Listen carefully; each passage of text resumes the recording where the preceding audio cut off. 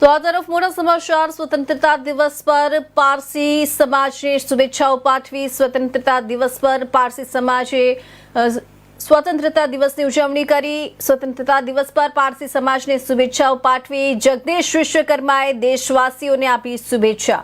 દેશના વિકાસની ગતિને વિશ્વકર્માએ વખાણી। યુવા શક્તિ અને ટેકનોલોજી પર ભાર મૂક્યો। તો આ તરફ સ્વતંત્રતા દિવસ પર પારસી સમાજને શુભેચ્છાઓ પાઠવી। જગદીશ વિશ્વકર્માએ દેશવાસીઓને આપી શુભેચ્છા।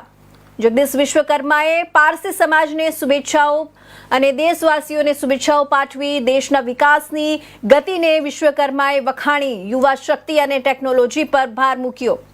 તો જગદીશ વિશ્વકર્માએ 80માં સ્વતંત્રતા દિવસ નિમિત્તે તમામ લોકોને અભિનંદન અને શુભેચ્છાઓ પાઠવી છે અને આઝાદીના પાવન પર્વે પારસી ભાઈ બહેનોને નવા વર્ષની શુભેચ્છાઓ આપી।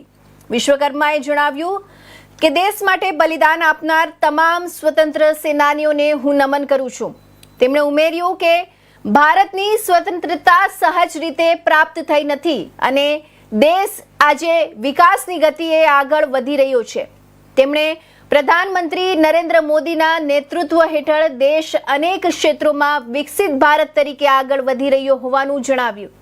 વિશ્વકર્માએ જણાવ્યું કે ભારત વિશ્વની સૌથી મોટી યુવા શક્તિ ધરાવતો દેશ છે અને ટેકનોલોજી સર્જક પણ ભારત બને તેવી આજના સમયની માંગ છે। આવનાર પેઢીને સંસ્કાર આપીશું એમ જગદીશ વિશ્વકર્માએ જણાવ્યું। તેમણે વંદે માતરમના 150 વર્ષના સ્વતંત્રતા દિવસની પણ યાદગીરી આપી। જગદીશ વિશ્વકર્માએ પોતાના વક્તવ્યમાં દેશના વિકાસ, યુવા શક્તિ અને ટેકનોલોજી ક્ષેત્રે ભારતની ભૂમિકા પર ભાર મૂક્યો હતો।